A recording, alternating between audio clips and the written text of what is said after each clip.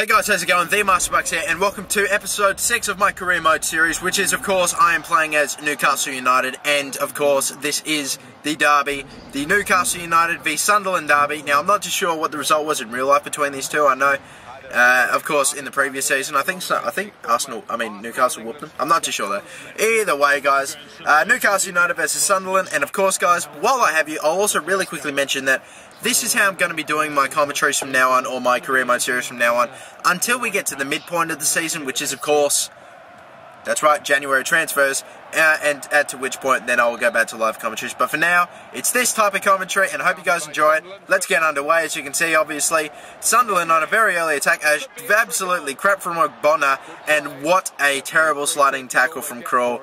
Horrible defending, and look, my keeper is off in the first 10 minutes of the game. I have to make a couple of changes around, and I, in the end, decided to take off Tiote, whatever his name is, and of course I swapped Krul over for Harper, and yeah, hopefully he was able to get the job done for me as a replacement substitute. Still, hopefully, had to hope upon hope that Larson did not put this in, and thankfully he didn't, because he is a relatively good free kick taker in the game anyway, especially with AI.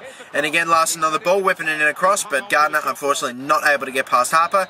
Campbell on the ball, and then at the end of the first half, very nice sliding tackle from Ogbonna. And yeah, okay.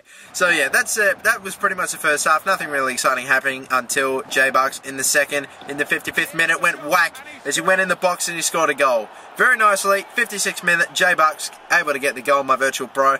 I have a feeling that he's going to be very, very, very vital to my forward structures in the coming periods anyway. So yeah, as you can see, Bardsley on the ball, and Bardsley was taken down in the box, and guess what? That, my friends, is a penalty. Little unfortunate. I don't even know if I was the one that actually asked to do the tackle, but either way, SANTIAGO, one of my possible transfers until I realised he just went to Sunderland, just scores against me with a cheeky chip in the 61st minute, almost instantaneously after I scored my goal, which is a little disappointing, but despite that, I felt like all I had to do was just recuperate, and as you can see, Cabaye on the ball, making a tackle. Cabaye still manages to find his way past the defence, and scores in the 74th minute. We might just win this bad boy. I've got a little bit of a blocked nose or a flu, so you might just have to put up with it, if you couldn't tell already. But yeah, Cabaye able to keep possession, able to get it off the opposition time and time again, and finally stroll his way into the goal. Obviously, as you can see, man, this fucking sucks. Okay, Sunderland on the ball. Sunderland not on the ball. They made a transfer. They made a second transfer, but obviously in the 90th minute, not an awful lot they can do from here. As the game finished 2-1, yes, we got our first win of the season.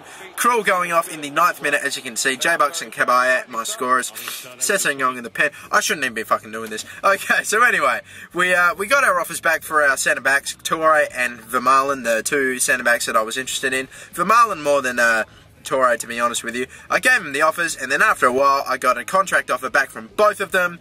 I decided I had to go back. I had to think, do I want Kolo Toure? Do I want Vermaelen?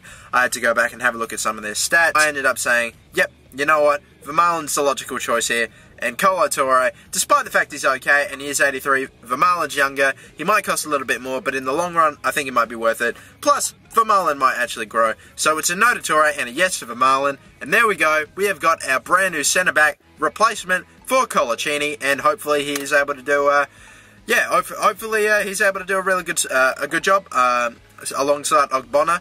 And yeah, so anyway, the next game that we were going to play was Newcastle versus Fulham, and I don't know why, but lately SANTIAGO MUNEZ was having some relatively good training sessions, and I decided to put him on the bench, as you can see there. But of course, at the Sports Direct Arena, aka St James's Park, we were versing Fulham for the first time. SANTIAGO MUNEZ, the new addition to the team, getting a run on the bench, as you can see, and we kicked off the game. Cabaye on the ball to Tiote, and of course we skip, because that's how we roll. Anyway, Fulham tried an attack, but he was offside. J-Bucks with a nice through ball to Ben Arthur, and Ben Arthur's got space. He's got more than space. He's got a whole field to himself. He's got J-Bucks in support, and there's that sweaty goal. I don't give. It's the AI. Who cares? No one's going to get mad, surely, but the 29th minute goal to J-Bucks. I'm pretty confident J-Bucks is nearly my only goal scorer this year, apart from Gavin Harris and Honda, so we'll see how many they get. J-Bucks trying some cheeky skills to try to get past his defender, Hangeland.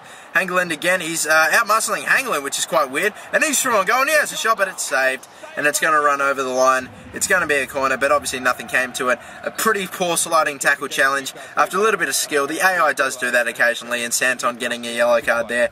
Had to be a little bit cautious with him, maybe even have to take him off later on, but early on in the of course, in the, what am I trying to say? He has a sliding tackle.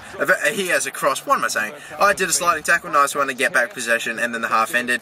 And very nice. So, yep, I was up 1-0, and then again, J-Bucks on the ball, able to freaking beautifully work his way into the box, past the defence, 70th minute. We have now 2 goals up on Fulham. Fantastic, and you know what? I think it's about time. Ben Arthur was tired. Bring him on.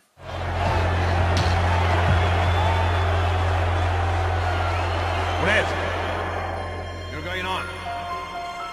It is a bold move, but really in the circumstances, I don't think he's got much other choice. And it is now quite a day for this young man. This is your chance to show your worth. When you take it back. It is time. Tiote on the ball after a through ball from J-Bucks. Tiote going into the box. He wants a cross. He wants J-Bucks, but it's cut out the pass. It goes back to Fulham. A through ball. Harper on the ball. Harper throws it right to Johnson and then quickly collects. Whoa, that is cheeky from Harper. Mate, we may be winning, but Jesus. All right. Dembele. He gets tackled from Ogbonna. And Dembele on the ball. He's not going to pass it. And there's a stoppage. And on comes SANTIAGO MUNEZ. And the crowd goes crazy. And guess what's going to happen now? Lucas Lavea, whatever his name is, goes to Ruiz, ball sliding tackle to Johnson, and a sweaty goal-ish, but still relatively good passing, and Johnson scored a goal. Quite an anticlimax to the first substitution, the debut of Santiago Munez, but it's 2-1, and now I have to emphasise on defence, but I am on the ball. Santi Munez on the ball. Santi Munez is tackled, but goes to Honda, and Santi Munez is through. Santiago Munez, goal! The first goal for Newcastle United. That goes wild, 3-1. That 2-goal advantage is back, and in the 88th minute, no way I'm going to lose this one now. No way. Newcastle United in the bag. Santiago Munez, his first goal for Newcastle United, and unfortunately, it appears Johnson's gone through and he's chipped the keeper very comically and scores the second. But hey, it's not all too bad because we won the game. Newcastle United up 3-2. Only the win by 1 goal in that ending half. A little bit too closer than what it probably should have been. But still, as we realise, Tim Krul back from suspension. Awesome. And I just got a message from Piercing Planet 4. Hang on a sec. Oh, congratulations, mate. I felt like I should send him a message. Who is he? Can I have him? Anyway, I decided to send the next one because I also should let you guys know this as well. 1-2-0, which is always good. I'm going to sim all of the games which aren't really that amazing. Of course, we made it to the transfer deadline day, which is fantastic. And to be honest, I didn't really have much planned. I didn't really want to sell any big players or really, you know, just buy anyone. So he is the left back. Alright, well that's really specific. Anyway, I got offers from West Brom for Marvo. Yeah, I want to sell him, even though he's $500,000 less than what they want him for. Amiobi, you know, I know I wasn't going to sell him, but, you know, I was kind of tempted, so I said yes to him as well.